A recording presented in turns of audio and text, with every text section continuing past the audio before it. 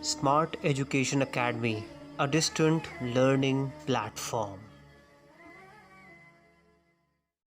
आज चूंकि पहला लेक्चर है एसएस के बारे में, तो एक बेसिक इंट्रोडक्टरी सेशन होगा जिसमें मैं आपको ये बता दूंगा कि मैं जिस तरीके से मैंने एसए को अप्रोच किया था, तो वो क्या तरीका था और कैसे मैंने एसए के लिए प्रिपेयर किया था।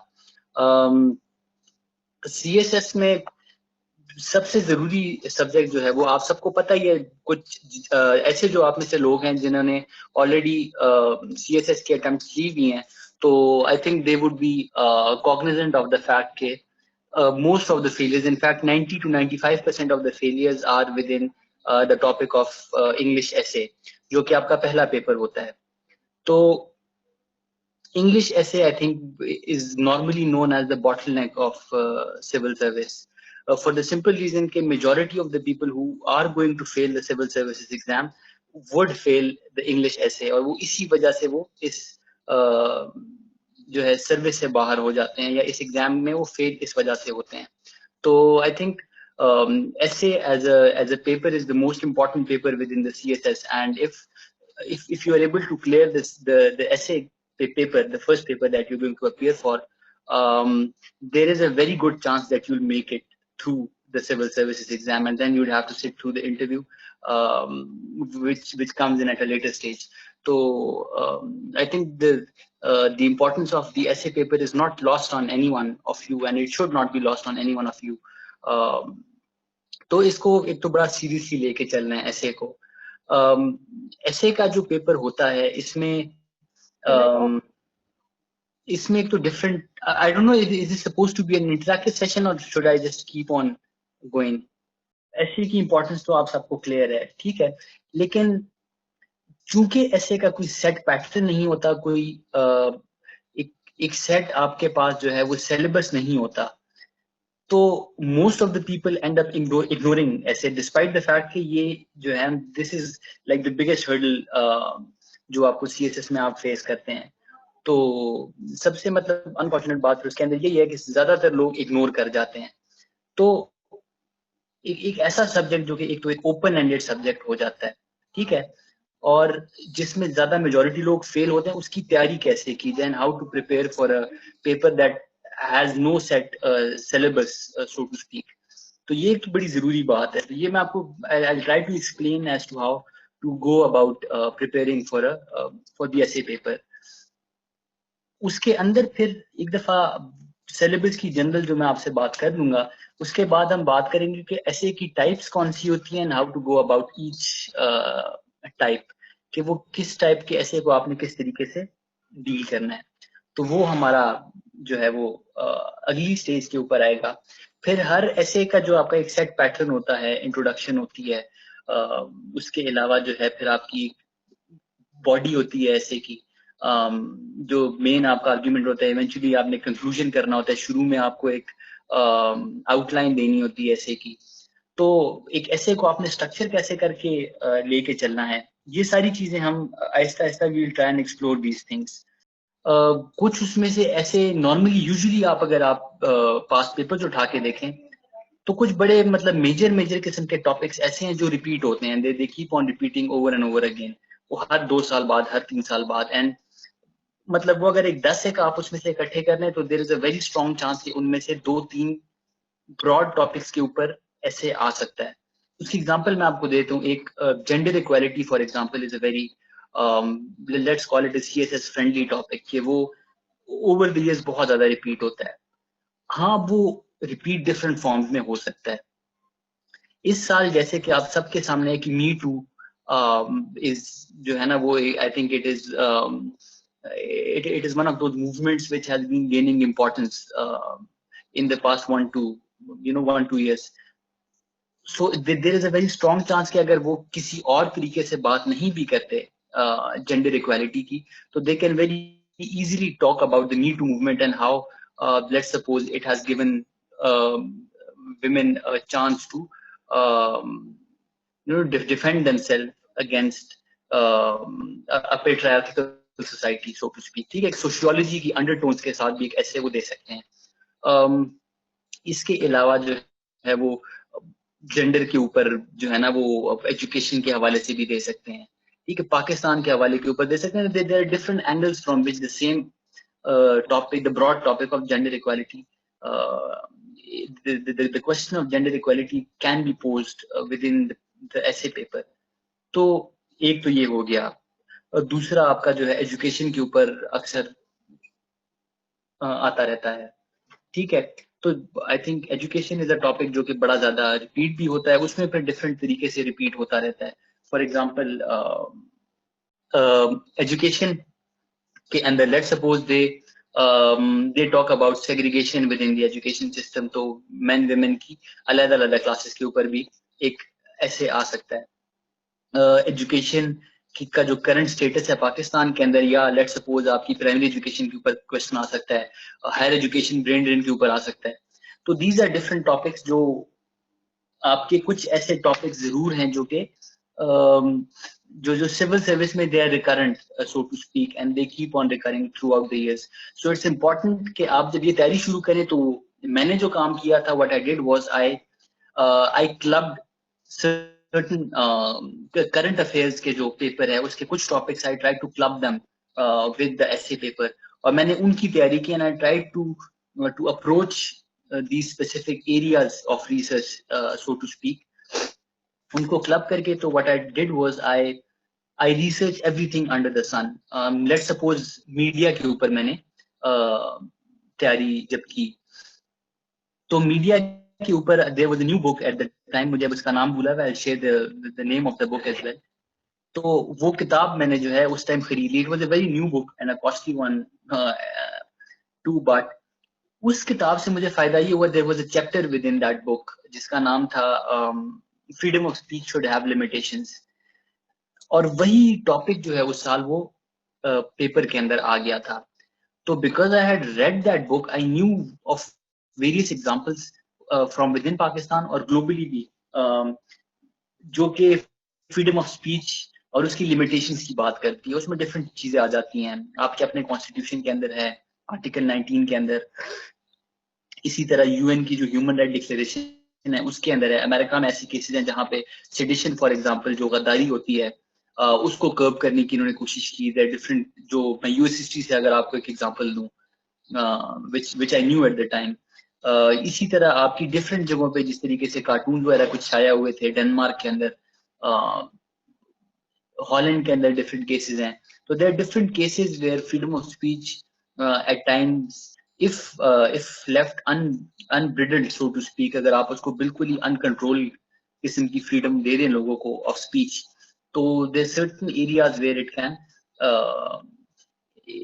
can backfire, so to speak, or it can impinge on other human rights, like right to life. अगर मैं कहता हूँ किसी बंदे को कि आप इसको कत्ल कर दो, दूसरे आदमी को, हेट स्पीच जिसको बोलते हैं, तो इसकी इजाजत जो है वो कोई कानून ना देता है. इसके ऊपर इनफैक्ट लिमिटेशंस लगाई जाती हैं. तो बताने का मकसद ये है कि आपके जो ब्रॉड किस्म के टॉपिक्स आएंगे, लेट सपोज एजुकेशन हो गया, इकोनॉमी ऑफ पाकिस्तान और economy general, economy against politics के ऊपर अक्सर आता होता है कि जी आपकी इकोनॉमिक्स ज्यादा जरूरी है या political consideration should, whether or not your political consideration should be subservient to your economic needs or the economic needs should be subservient to political needs. Different examples होती हैं इनकी. तो ये डिफरेंट आपकी मेजर टॉपिक्स हैं जहां पे it is very important and it would be helpful to you if you club them together with current affairs. So आपकी करंट अफेयर्स की भी तैयारी हो जाएगी और साइमल्टेनियसली आपकी ऐसे के ऊपर भी तैयारी हो जाएगी.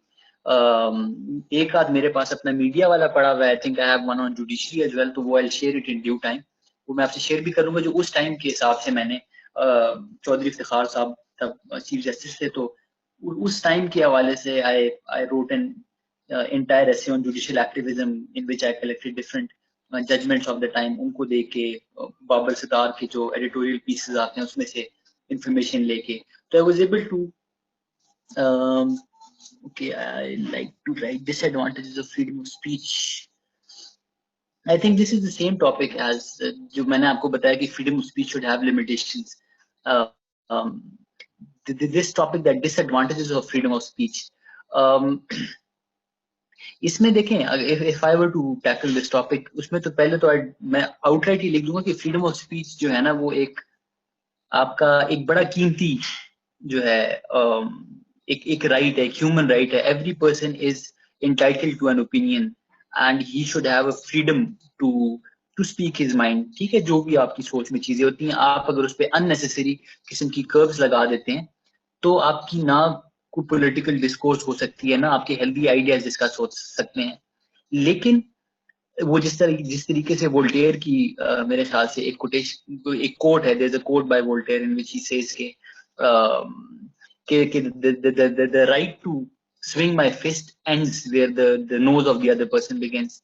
तो जहां पे किसी और बंदे की आपकी नाक शुरू हो जाती है, वहां से आपकी right to freedom of speech should be curtailed, because वहां पे वो किसी और राइट के ऊपर इम्पिंज करना शुरू हो जाती है.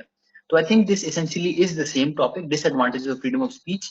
हाँ, आप उसमें ये कह सकते हैं कि जी ये अनब्राइडल किस्म की या अनकंट्रोल, और इसीलिए ज्यादातर कवानीन के अंदर या ज्यादातर मुल्कों के अंदर इसके ऊपर एक सर्टेन लिमिट के आगे इसके ऊपर सैंक्शंस लगाई जाती हैं, and that is suppose to act as a check on freedom of speech.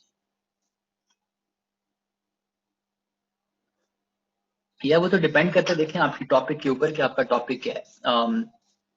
आपको यू हैव टू बी, मतलब आपको वो देखना है कि आप एक ऐसे को कितने कितने डायमेंशन के अंदर से प्रिपेयर कर सकते हैं.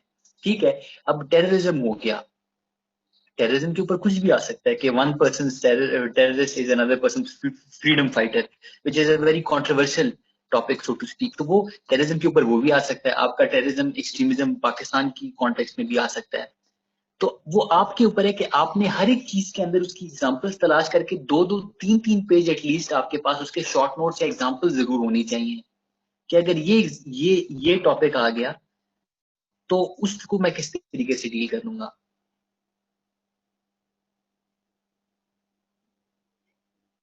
ठीक है, तो आई थिंक वो जो डिफरेंट डायमेंशंस की आप बात कर रहे हैं, मैं आपको वही बता रहा हूँ कि जिस तरीके से उसके ऊपर मीडिया के ऊपर मैंने काम किया, तो उसमें एक मैंने पाकिस्तान के अंदर मीडिया की हिस्ट्री भी तैयार की कि अयूब खान के टाइम में जो ब्लैक किस्म के लॉज इनको बोलते थे वो क्या थे.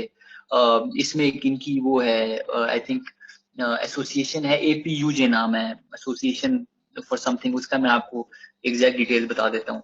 तो वो एक तो हिस्ट्री का सेक्शन अलग कर दिया, फ्रीडम ऑफ स्पीच और हैव लिमिटेशन का सेक्शन अलग कर दिया. विद इन पाकिस्तान जो मुशर्रफ दौर के बाद जो आज़ादी इनको मिली, और उसमें किस तरीके से the media itself has failed to self regulate itself. Media के अंदर या मीडिया के जितनी भी आप कोई थ्योरेटिकल साइड से देख लें, तो there are lot of theories as well जो बाहर से मीडिया को कर्टेल करने की बात नहीं करते, but self regulation is something very important. और BBC वगैरह को या CNN को आप देख लें, इन तमाम चैनल्स की अपनी एडिटोरियल पॉलिसी होती है. अनफॉर्चुनेटली पाकिस्तान में I think Jio is the only channel जिसकी अपनी एडिटोरियल पॉलिसी है, जिसको वो ब्रीच नहीं करते, या करते हैं नहीं करते वो, I leave that question to you people. But there different theories, तो आप वो थेरीज भी तैयार कर सकते हैं, एंड देन फ्रॉम मतलब उस तमाम मटेरियल से आपके पास अगर इतना आपके पास जरूर मटेरियल होगा कि कल को कोई भी ऐसे आ जाए तो आप उसको डील कर सकते हैं.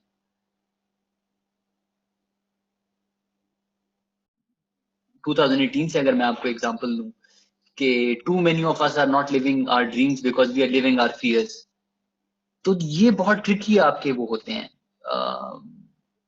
ये आपके बड़े ट्रिकी किस्म के टॉपिक्स होते हैं, और इनको I think they should be only touched if, अगर आपको वाकई एक तो वो जो भी आपका एक कोटेशन हो या जो भी ऐसे का टॉपिक हो कि, और अगर आपको लगता है कि आप वाकई इसको हैंडल कर सकते हैं.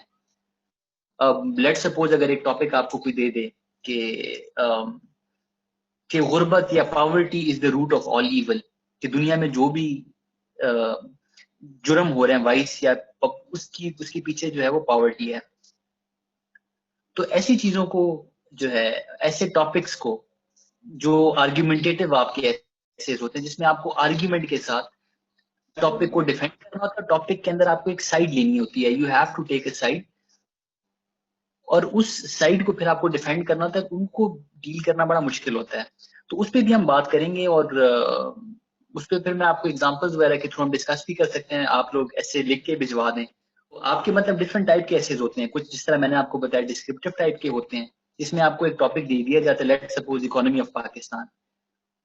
ये एक बड़ा स्पेसिफिक टॉपिक है जिसको आपको डिस्क्रिप्शन देनी है, फैक्ट्स और फिगर्स के साथ आप उसको जो है एक्सप्लेन कर सकते हैं कि इकोनॉमी ऑफ पाकिस्तान क्या है, पब्लिक डेफिसिट कितना है, इकोनॉमिक ग्रोथ, जीडीपी ग्रोथ कितनी चल रही है, सारा कुछ, ठीक है, अनएम्प्लॉयमेंट रेट कितना है, उसमें आप फिर बात कर सकते हैं। जो इस तरीके से आपको आते हैं कि जी beware the barrenness of a busy life, तो ये बड़े जो है ना, ये ट्रिकी टॉपिक्स होते हैं, they have to be dealt with very carefully. तो इसमें आपको थोड़ा सा जरा तरीके से इनको लेके चलना होगा।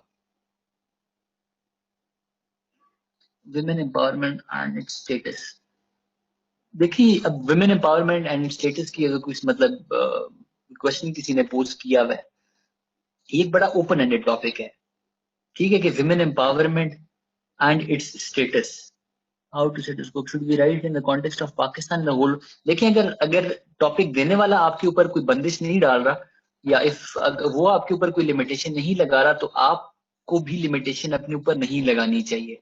आपको जितनी पर्टिनेंट और अच्छी एग्जांपल्स मिल सकती हैं आप उसमें लिखें। विमेन एम्पावरमेंट के ऊपर स्टेटस, ठीक है, उसमें आप बता सकते हैं कि जी हिस्टोरिकली विमेन के साथ क्या होता रहा है, अमेरिका में इनके पास वोटिंग राइट्स नहीं थे, इंग्लैंड में नहीं थे, भाई रिसेंटली इशू हुए इनके जो सफरेज राइट्स होते हैं। तो आप उसको एक ग्लोबल कॉन्टेक्स्ट में लेके और फिर पाकिस्तान की तरफ भी लेके आ सकते हैं, ठीक है। तो आप विमेन एम्पावरमेंट के आपके नजदीक विमेन एम्पावरमेंट है क्या, ठीक है, और फिर आप बताएं कि उसके आपके नजदीक कितना कुछ अचीव हो चुका है और कितना अभी अचीव होना रहता है। जुडिशियल एक्टिविज्म यार, आई थिंक चांस तो है काफी, क्योंकि जो साकिब नसार साहब हैं वो आप मतलब आपके सामने ही है कि किस तरीके से चीजें चल रही हैं। तो judicial activism I think in the current context is a very, it is a very current topic. तो अगर आप उसको ऐसे के लिए तैयार नहीं भी करते तो आई थिंक करंट अफेयर्स के परस्पेक्टिव से तो आप लोगों को तैयार करना ही चाहिए इसको। ये आपकी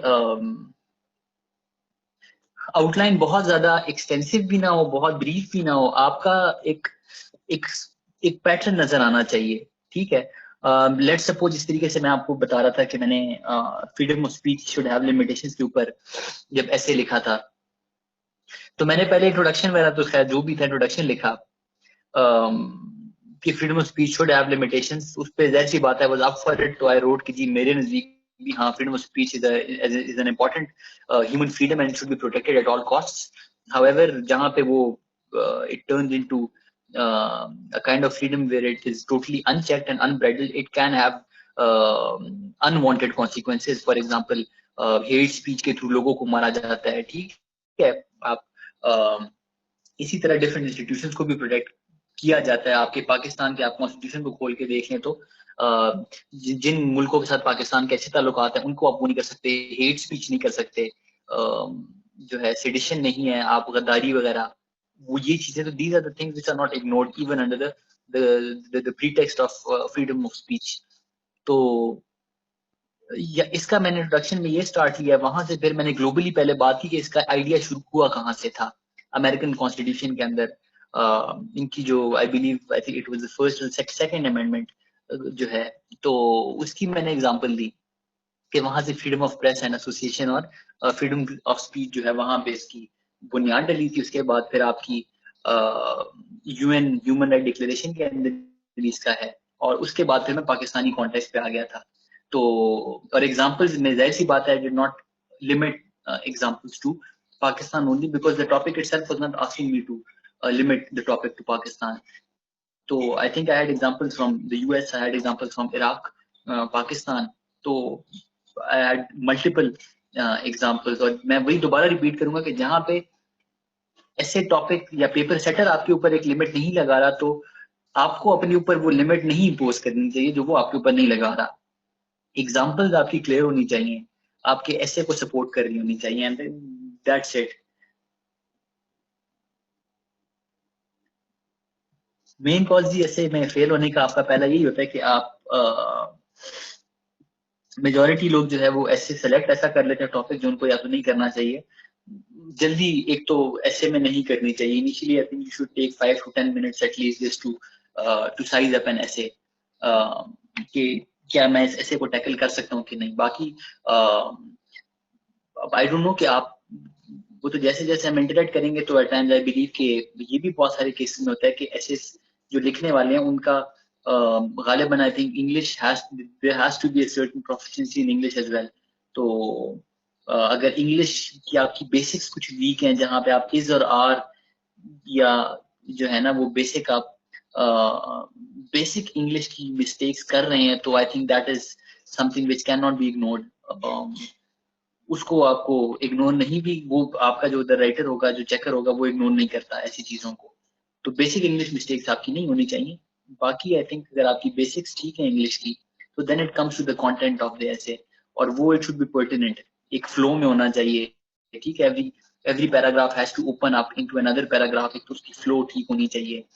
अंग्रेजी में आपसे ये एक्सपेक्ट नहीं करता कि बहुत ज्यादा फ्लावरी किस्म की लैंग्वेज हो लेकिन I think there has to be a certain English की क्वालिटी भी जो आपकी है वोकैबुलरी की it has to be there has to be a certain standard जिसपे उसको गेज कर सकें। तो ये आई थिंक ये कुछ चीजें हैं जिसके ऊपर इसको ये लोग रखते भी हैं और देखना भी चाहिए।